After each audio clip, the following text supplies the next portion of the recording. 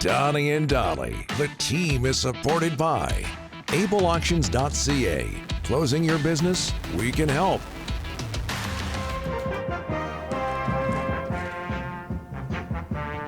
It is Thursday, and all of our guests today, including Ray, standing by, brought to you by the Vancouver Giants. Legends Weekend at the LEC. Friday, they celebrate Legends of the Sin Bin.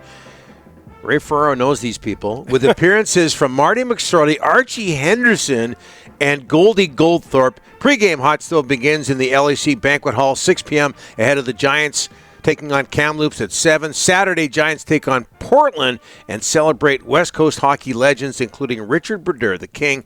Puck drop at 7. Head to VancouverGiants.com to get tickets for those games. Teddy Bear Toss game, by the way, December 14th.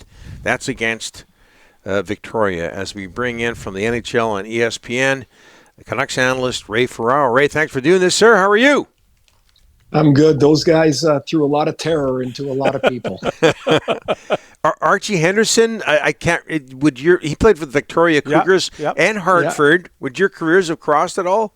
No, not really. In the American League, yes. He was in Nova Scotia. He was with the Oilers at the time, where their farm team was. Archie's got a great story. He was 15. He got called up to the Cougars, and they were playing in New West, and he already had a reputation. He was this, big guy, tough guy, and so they go into Queen's Park, and he's skating around and warm up, and he's like, "I think I can do this." He's trying to talk himself into being, courageous enough to do this. Could you imagine how scared he was? And so he said he was through warm up, and he's like, "Yeah, I think I can do this." And he knew he was going to get tested at some point, but he really started to lose confidence when they were doing the last shooting drill in warm-up, where you go line up across the blue line. There were 2 New Westminster guys in their line shooting. and he was like, "I'm not so sure about this." Punch. Hey, you know what? When you talk about games at Queen's Park, Ray, one thing that nobody talks about, the crowd was crazy. There were bikers in the audience. The Bruins were, they were all 7 feet tall and tough. That was a small ice surface. It really played into their hands, didn't it? It did. It was, I'm going to say it was 15 feet short and probably about 5 or so feet narrow. And it was like it felt like, anyway, even by the time I got there, it felt like a phone booth. Like when they were in their heyday, they were monsters, those guys in there. Nobody was jumping up and down for a road game there. It was like, at the NHL, it was the same thing going into the Spectrum in Philadelphia. Like, it was dark and the roof was low and the rink was a little snug, and nobody really was too enthused about being in there. Ernie knew what he was doing way back then. Hey, speaking of which, Ray, this seems like a good segue. You worked the Devils and Panthers Tuesday. What went through your mind watching that old school fight? It just seemed to go on and on between Brandon Dillon and Jonah Gadjovich. When they got going, like right about here, they start really trading them. And my thought was, I hope nobody gets hurt. And the reason being is, like, these are big guys. Like, they're big people. And when they're throwing and landing, they are landing significant blows here. And there's a reason there's not many of these. It is, I'll tell you, when they both got up and got to the penalty box, I think I took a deep breath and went, that was pretty entertaining. Yeah. But honestly, during the fight, Donnie, I was thinking, man, I hope nobody gets hurt here. I did a game, and I'm not going to remember who the one player was. Fraser McLaren was fighting for Toronto, and he got knocked out on the ice. And it was close to where I was standing. I could hear it. And since that time, I've kind of thought about when those big boys go at it a lot differently.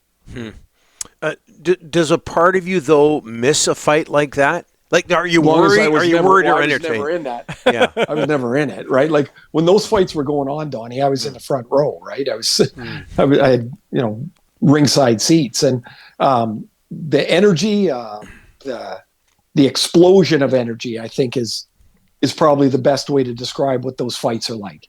I don't know. I mean, that was a pretty organic fight. I mean, there's just not the players that skate around and only fight anymore. And so those are that was a jersey kind of felt like the Panthers were taking the game to him then. And, there was the connection of the two big boys, and Gadjovich and Dillon were there, and Dillon was like, yeah, I think this can help our team. And so when they're organic like that, I really don't mind them at all, but I understand why the appetite for the other way has gone away. Yeah, top two teams in the Eastern Conference, and the Devils ended up winning that game 4-1. While we're here, who is the best fighter you played with or against? Oh, boy. Let me just think through here for a sec. Oh, I played with Joey Kosher with the Rangers. Yeah, tough. And, oh, boy. And Joey hit some people. I played with Matt Johnson in Los Angeles, and he was fearsome. And in Hartford, I played with Torrey Robertson, who lives out in Victoria. Yeah. And Torrey was not a big guy. I think he was 5'11", but man, he fought, and he was like a pit bull. Like, he was so tough. I want to say one of the best fights I ever saw was Al Tour and Cam Neely in the Boston Garden. And Neely beat him, but it was because he outpunched him, 30-28. It was, you just watch it and one other guy too. Now I'm thinking of Jeff Odgers. Audgie left defense in the parking lot. And we used to say he used to engage in the old punch in the face contest. And his kid played for the Giants. Dakota used to be on the show. Yes. Yeah. Well, one of the Canucks better fighters is Dakota Joshua, Ray, and he's going to be back in the lineup tonight. What does it mean to a team like the Canucks to get a guy like that back? Well, I think, Rick, obviously the real impact is that they're just happy that he's healthy and that he's back, and they're going to be super excited to welcome back into the room. When you get into the game, just think of the things that you'd like the Canucks to be a little better at this year. He really feeds into a lot of those things. His size, his forechecking, his ability to turn a play around and keep it on the forecheck, getting to the front of the net, good hands around the small, tight areas of the net. His connection with Garland last year was, it's unexplainable, because there's lots of times you look at a pair of players or a line and you go, that line should work, and it just doesn't, right? It just doesn't. Or conversely, a group just does. And that's what Garland and Joshua were last year. And so if you project this a little bit down the road, what if Lekaramaki really is ready? Yeah. And there's no way to know, right? Like, he's played one game and he looked pretty good, but he's still just a kid. And what if in 20 games you go, that kid can play? And so that leaves you with, Miller likes the Suter left side. What if you play Suter, Besser, and Miller, and DeBrusk, Lekaramaki, and Pettersson, and you've got a third line with Joshua and Garland, and now you got a fourth line with Sherwood and Heinen, and all of a sudden you're like, and you got Bluger in the middle, and you're like, wow, we got all kinds of depth. Oh, wait a minute, what if Höglander finds his game again, and which he will. I really believe he will. And now you've got a forward group that you can really latch into and play the way that Talk wants to play. And so it's funny, just one player, what that does, and it slots people in the places they probably should be, but he's been a big miss for them. Yeah, no kidding. I was going to ask you about Ottawa and Travis Green. They had a couple of big wins going to Toronto, and they win there. Are you seeing anything different with Ottawa this year under Travis? Well, I think there's, I think last year people felt Detroit, Buffalo, and Ottawa were going to be ready to push those teams for a playoff spot, and for three different reasons it didn't happen. In all places. I mean, Detroit didn't get any goaltending. Ottawa was a mess defensively, and Buffalo fielded the youngest or second youngest team in the league, and they were somehow surprised that they didn't get there. So I look at Ottawa. Of all the free agent signings, I think Ottawa made the one that could potentially be the most significant, and that's Linus Ullmark. I know he was a trade, but was Ullmark going there. Their goaltending's been a mess. You can't and while you're waiting for these young defensemen to really solidify themselves as to what they're going to be. Like Jake Sanderson's already a terrific player, but it's going to be awesome. He's just so smooth. And then these forwards start to grow a little bit, and they're not just, point hounds. They become real players. And that comes when you're confident in yourself. You're confident in playing in the league. I think Ottawa is going to make it. I really do. I do think that without question, Ullmark is the absolute linchpin of that team. Yeah, did pretty well against Boston not that long ago. Is a homecoming there. Hey, Jets at Tampa Bay tonight. Ray, Winnipeg is 15-1. Just looking at their roster, and people forget they had 110 points last year. They had more points than the Canucks or the Oilers. Do they have an obvious weakness? Something that a player they might want to acquire somewhere down the line? Because it doesn't look like it now. Again, it's hard to nitpick a 15-1 team, right? How could they need anything? Are they going to win 74 games this year? Probably not. But I look at the roster and I'm like, they're kind of dancing around the number 2 center hole, and doesn't really particularly matter that Vlad Nemestikov is in there now. He's doing a nice job for them.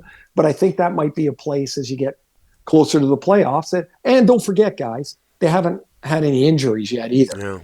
Yeah. Right?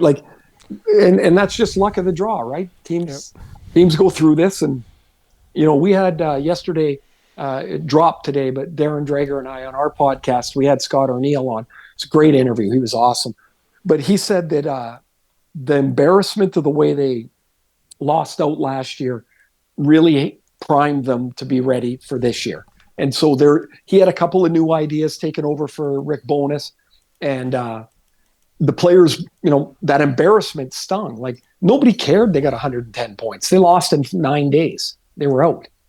And he felt that the team, because there wasn't a lot of turnover, everybody really had a connection to that embarrassment, and he felt it's really helped them out of the gate here. Now, it doesn't hurt that Hellebuck's a hell of a goalie, and they've got a strong defense core. Neil Pionk is an underrated, really good player. Josh Morrissey's an excellent player, and then up front, Kyle Connors probably is underappreciated a player as there is in the league. He's a great player, and they get goals. They got a third line that can match up against anyone. They look like a wagon right now. Yeah, maybe they'll break the Canadian drought. This has been outstanding, going down memory lane with the old fighters, Ray. We'll talk to you next week. I do have one thing. Sure. Glenn Goldie. Yeah, I ran into him. He lives in Vancouver, I believe, still. Oh wow. Yeah. And I saw him working on. He was working construction when they were doing the expansion at the mall in West Vancouver. Wow. And I walked into him and he said hi, and I was like, oh my God, he's built like a fire hydrant. Honestly, I don't know how old he would be, but man, strong, thick. And I was like, so that was the guy that they built the character off of, right? Yeah. Right, Slapshot. And in Slapshot, that guy had a tough go, right? The subsequent deportation and all the legal problems. Yeah, sounds like you have the movie memorized.